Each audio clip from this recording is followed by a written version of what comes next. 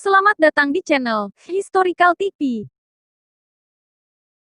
Dewi Sri, Bahasa Jawa, Nyai Poci Sanghyang Asri, Bahasa Sunda, Sangyang Seri, Bugis, adalah Dewi Pertanian, Dewi Padi dan Sawah, serta Dewi Kesuburan di Pulau Jawa dan Bali. Pemuliaan dan pemujaan terhadapnya berlangsung sejak masa pra-Hindu dan pra-Islam di Pulau Jawa. Kebanyakan kisah mengenai Dewi Sri terkait dengan mitos asal mula terciptanya tanaman padi, bahan pangan utama di kawasan ini. Dahulu kala di Kahyangan, Batara Guru yang menjadi penguasa tertinggi kerajaan langit, memerintahkan segenap dewa dan dewi untuk bergotong royong, menyumbangkan tenaga untuk membangun istana baru di Kahyangan. Siapapun yang tidak menaati perintah ini dianggap pemalas dan akan dipotong tangan dan kakinya. Mendengar titah Batara Guru, Anta Boga Anta, sang dewa ular sangat cemas. Betapa tidak, ia sama sekali tidak memiliki tangan dan kaki untuk bekerja. Jika harus dihukum pun, tinggal lehernya lah yang dapat dipotong, dan itu berarti kematian. Anta sangat ketakutan. Kemudian ia meminta nasihat Batara Narada, saudara Batara Guru, mengenai masalah yang dihadapinya. Tetapi sayang sekali, Batara Narada pun bingung dan tak dapat menemukan cara untuk membantu sang dewa ular. Putus asa, Dewa Anta pun menangis terseduh-seduh meratapi betapa buruk nasibnya. Akan tetapi ketika tetes air mata Anta jatuh ke tanah, dengan ajaib 3 tetes air mata berubah menjadi mustika yang berkilau-kilau bagai permata. Butiran itu sesungguhnya adalah telur yang memiliki cangkang yang indah. Bharata Narada menyarankan agar butiran mustika itu dipersembahkan kepada Batara Guru sebagai bentuk permohonan agar dia memahami dan mengampuni kekurangan Anta yang tidak dapat ikut bekerja membangun istana. Dengan mengulung 3 butir telur mustika dalam mulutnya, Anta pun berangkat menuju istana Batara Guru. Di tengah perjalanan Anta bertemu dengan seekor burung gagak yang kemudian menyapa Anta dan menanyakan kemana ia hendak pergi. Karena mulutnya penuh berisi telur, Anta hanya diam tak dapat menjawab pertanyaan si burung gagak. Sang gagak mengira Anta sombong sehingga ia amat tersinggung dan marah. Burung hitam itu pun menyerang Anta yang panik, ketakutan, dan kebingungan. Akibatnya sebutir telur mustika itu pecah. Anta segera bersembunyi di balik semak-semak menunggu gagak pergi.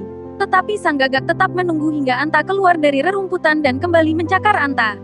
Telur kedua pun pecah. Anta segera melata beringsut lari ketakutan menyelamatkan diri. Kini hanya tersisa sebutir telur mustika yang selamat, utuh dan tidak pecah. Akhirnya Anta tiba di istana Batara Guru dan segera mempersembahkan telur mustika itu kepada sang penguasa Kahyangan. Batara Guru dengan senang hati menerima persembahan mustika itu. Akan tetapi setelah mengetahui mustika itu adalah telur ajaib, Batara Guru memerintahkan Anta untuk mengerami telur itu hingga menetas. Setelah sekian lama Anta mengerami telur itu, maka telur itu pun menetas.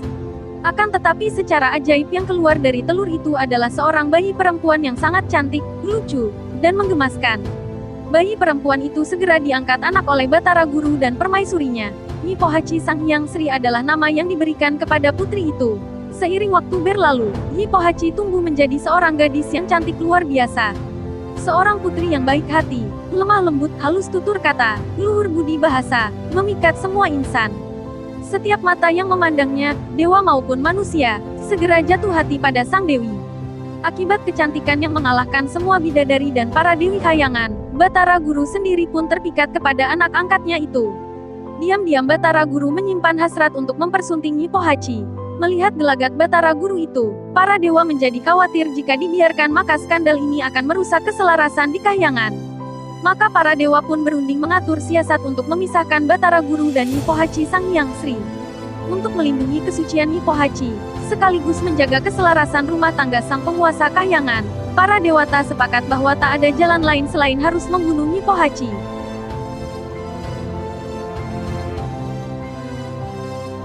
Para dewa mengumpulkan segala macam racun berbisa paling mematikan dan segera membubuhkannya pada minuman sang putri. Nyi Pohaci segera mati keracunan.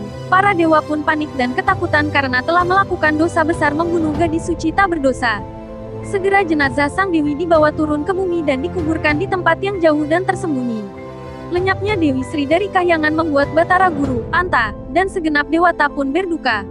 Akan tetapi sesuatu yang ajaib terjadi. Karena kesucian dan kebaikan budi sang dewi, maka dari dalam kuburannya muncul beraneka tumbuhan yang sangat berguna bagi umat manusia. Dari kepalanya muncul pohon kelapa, dari hidung, bibir, dan telinganya muncul berbagai tanaman rempah-rempah wangi dan sayur mayur. Dari rambutnya tumbuh rerumputan dan berbagai bunga yang cantik dan harum. Dari payudaranya tumbuh buah-buahan yang ranum dan manis. Dari lengan dan tangannya tumbuh pohon jati, cendana, dan berbagai pohon kayu yang bermanfaat. Dari alat kelaminnya muncul pohon aren atau enau bersadap nira manis. Dari pahanya tumbuh berbagai jenis tanaman bambu. Dari kakinya muncul berbagai tanaman umbi-umbian dan ketela. Akhirnya dari pusaranya muncullah tanaman padi, bahan pangan yang paling berguna bagi manusia. Pada sistem kepercayaan kerajaan Sunda kuno, Nyi Pohaci Sang Hyang Sri dianggap sebagai dewi tertinggi dan terpenting bagi masyarakat agraris.